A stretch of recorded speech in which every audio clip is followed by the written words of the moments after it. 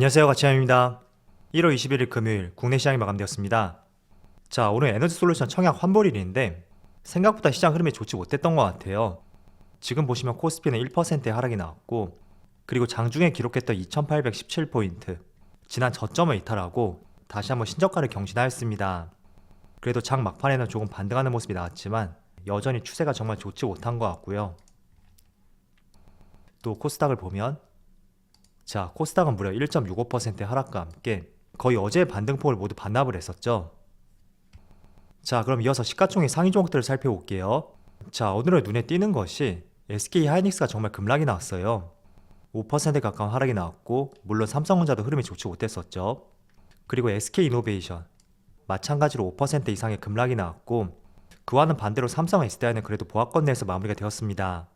자, 일단은 코스피 시총 상위 종목 내에서는 하이닉스하고 SK 이노베이션 이 두 개의 종목을 제외하고는 그래도 보합권 내에서 움직임을 보여주었고, 그리고 어제하고 다르게 오늘 KB금융은 상승을 보여주었죠. 그리고 코스닥, 자, 코스닥은 2차원지 소재 기업들도 좋지 못했었고, 또 일부 제약 바이오 종목까지 크게 상승했던 종목이 없었던 만큼 그렇게 두드러지는 움직임을 보여주지 못한 것 같습니다. 자, 그럼 이어서 바로 수급을 살펴볼게요. 먼저 코스피를 살펴보면 오늘도 다시 한번 기관이 강한 순매도를 보여주었고, 외국인도 어제하고 마찬가지로 2천억 규모의 순매도를 보여주었습니다. 그래도 일단은 투심이 악화된 상황에서 사실 이 정도의 순매도 규모였다면 더 큰 급락이 나왔을 수도 있을 거예요. 그렇지만 오늘 청약 자금이 환불돼서 그런지 개인들 적극적인 매수세가 들어왔었고, 그런 부분이 조금은 지수의 하락을 방어하지 않았을까, 그렇게 생각을 하고 있습니다. 그리고 코스닥, 자, 코스닥은 여전히 외국인의 강한 순매도가 나오고 있고, 기관도 마찬가지로 순매도를 보여주었습니다. 자, 이어서 삼성전자, 오늘은 기관과 외국인의 동시에 순매도가 나왔고, 정말 기관의 매도세가 좀처럼 줄지 않는 것 같습니다. 그리고 오늘 급락이 나왔었던 SK 하이닉스, 외국인은 그래도 보합권 내에서 움직임을 보여주었었는데 기관이 평소보다 많은 물량의 순매도를 보여주었네요. 그리고 약보합으로 마감이 되었던 삼성 SDI, 오늘 미약하지만 외국인의 순매수가 들어왔고, 기관도 소폭의 순매도를 보여주었습니다. 자, 그리고 이어서 카카오는 오늘도 기관과 외국인의 동반 순매도가 나왔네요. 자, 그럼 이어서 주체별 매매 동향에 대해서 살펴보도록 하겠습니다. 1월 21일 외국인이 가장 많이 매수한 종목은 SK이노베이션, LG생활건강, KB금융, SKI테크놀로지, 신한지주, 이렇게 다 종목을 순매수 상위 종목 올렸습니다. 일단은 오늘 외국인의 순매수 상위 종목을 보면 평소에 포함되지 않았던 종목들, LG생활건강이라든지 SKI테크놀로지, 조금은 새로운 종목들이 많이 보이는 것 같네요. 그리고 기관은 카카오뱅크, 넷마블, LG화학, J콘텐트리, LG이노텍, 이렇게 다 종목을 순매수 상위 종목 올렸습니다. 자, 이어서 글로벌 정치의 흐름을 살펴보겠습니다. 자, 어제 미국 정치의 흐름이 초반에는 정말 좋았었거든요. 지금 S&P도 보시면 장중한 때는 1.5%의 큰 상승을 보여주었었는데,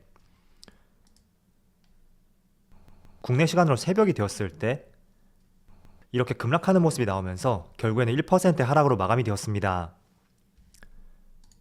자, 그리고 나스닥도 보시면 마찬가지로 장 초반에는 1% 이상의 상승을 보여주었어요. 그런데 비슷한 시간이죠. 그때부터 급락이 나오기 시작하면서 결국에는 1.3%의 급락으로 마무리되었습니다. 자, 그리고 다우지수도 마찬가지로 0.9%의 하락과 함께 지금 다우지수, 나스닥, S&P 500 모두 3거래일 연속으로 큰 음봉이 나오고 있죠. 자, 그래서 시장의 중심을 잡아줘야 될 미국 시장에서 1월달에 정말 좋지 못한 모습이 나오고 있고, 오늘도 이런 부분이 국내 시장까지 연결이 되고 있다고 볼 수가 있습니다. 제가 어제 잠들기 전까지만 하더라도 미국 증시도 굉장히 양호했고, 또 오늘은 에너지솔루션 청약 자금이 환불이 되는 만큼 상승적으로 굉장히 기대감을 잡았었거든요. 그런데 아침에 일어나고 보니까 완전히 반대의 움직임이 나왔고, 결과적으로는 1%의 하락으로 그쳤지만 고점 대비는 거의 2%, 3%의 급락이 나왔다고 볼 수 있습니다. 그래서 국내 시장도 오늘도 투심이 악화된 모습을 보여주고 있고, 제가 이거 한번 보여드릴게요. 자, 오늘은 제가 여러분들에게 에너지솔루션 청약 자금이 환불이 되는 만큼 조금은 기대감을 가져볼 수 있는 그런 시점이 되지 않을까, 그런 말씀 드렸습니다. 자, 그런데 장 초반에는 개파락으로 출발했지만 지수가 상승하는 모습이 나왔어요. 지금 여기 주황 색깔 보세요. 외국인과 기관은 매도를 하고 있었고, 개인들이 환불 자금으로 적극적으로 매수를 해주었기 때문에 이렇게 잠깐 지수가 상승할 수가 있었습니다. 그런데 늘 말씀을 드리지만 개인들이 집중되는 매수세는 한계가 있거든요. 그래서 1시간 정도 집중 매수를 했고 그 때문에 주가가 많이 상승이 나왔지만 결국에는 힘에 부치게 되었고 지수가 이렇게 10시를 전후로 해서 지수가 급락하는 모습을 볼 수가 있죠. 자, 그런데 반대로 이렇게 생각하시는 분들도 계실 거예요. 지금 주황 색깔이 개인들의 매수 패턴이거든요. 계속 매수를 했는데 지수가 왜 반대로 움직이냐, 그렇게 반문을 할 수가 있는데 매수는 두 가지 종류가 있습니다. 첫 번째가 바로 시장가 매수, 적극적인 매수가 될 수 있고 또 두 번째는 저가의 매수 대기를 걸어놓는 거죠. 자, 그럼 전자로 말씀드린 적극적인 매수, 그 매수 패턴은 분명히 상승과 직결이 될 수가 있지만 내가 특정 가격대 매수 대기 주문을 걸어놓는 거, 그거는 기관과 개인의 적극적인 매도에 의해서 자동적으로 체결이 되는 것이기 때문에 아무리 개인들이 매수를 한다고 하더라도 적극적인 시장가 매수였느냐 아니면 특정 가격대 주문을 걸어놓았는지 그에 따라 지수의 움직임이 나뉠 수 있다고 이해를 해볼 수가 있습니다. 그래서 저도 장 초반에 이 패턴을 보고 지수가 꺾이는 시점이 나오지 않을까 그런 판단을 했었고 아니나 다를까 이렇게 꺾이는 모습이 나오고 있습니다. 자, 만약에 어제 미국 시장이 양호한 마무리를 보여주었다면 이런 흐름은 나오지 않았었겠죠. 그래서 이 부분이 조금은 아쉬운 것 같네요. 자, 일단 오늘 그리고 반도체 종목들이 정말 많은 하락세를 보여주고 있는데 지수 대비 필라델피아 반도체 지수를 보시면 굉장히 부진한 모습을 보여주었어요. 무려 3% 이상의 급락을 보여주었고 지금 3거래일 연속으로 매일매일 3% 이상의 급락을 보여주고 있습니다. 그래서 지금 지수를 보시는 것처럼 11월부터 형성되었던 이 박스권, 지금 이 박스권 하단을 뚫고 내려왔고 굉장히 투자 심리가 많이 악화되어 있다는 것을 볼 수가 있습니다. 자, 그래서 오늘 반도체 종목도 보시면 지금 삼성전자도 2% 이상의 급락을 보여주고 있고 무엇보다도 SK 하이닉스가 지금 5% 가까운 급락과 함께 일봉상으로 봤을 때도 추세를 이탈하고 이렇게 크게 무너져 내리는 굉장히 부정적인 모습을 보여주고 있습니다. 그리고 이 종목뿐만 아니라 DB하이텍, 원익 QNC, 원익 IPS, 한미반도체 모두 굉장히 부진한 모습을 보여주고 있고 일단은 지금 구간에서는 홀딩한 뒤에 조금 더 넉넉한 시간을 한번 가져볼 필요가 있을 것 같아요. 제가 지난번에도 말씀드렸듯이 정말로 1분기에 D램 반도체 가격이 상승을 보여주는지 그 부분을 체크할 필요가 있을 것 같고요. 만약에 그게 조금 부정적으로 나오게 된다면 일각에서 제기한 대로 반도체 종목들이 다시 한번 불황을 보여줄 수 있는 그런 상황도 한번 염두를 해야 될 것 같습니다. 물론 저는 그렇게까지는 생각하지 않지만 지금 삼성전자도 그렇고 SK 하이닉스 일봉상으로 봤을 때는 추세를 조금 이탈한 것 같아요. 물론 주봉으로 봤을 때는 그래도 아직까지는 조금 버텨볼 만하다 그렇게 보여지는 것 같은데 어쨌든 과거 패턴과는 조금 다른 모습이 나오고 있다는 것은 일단 한 발 물러나서 지금의 시장 상황과 주가의 흐름 이런 것들을 한번 깊이 체크를 해봐야 될 것 같습니다.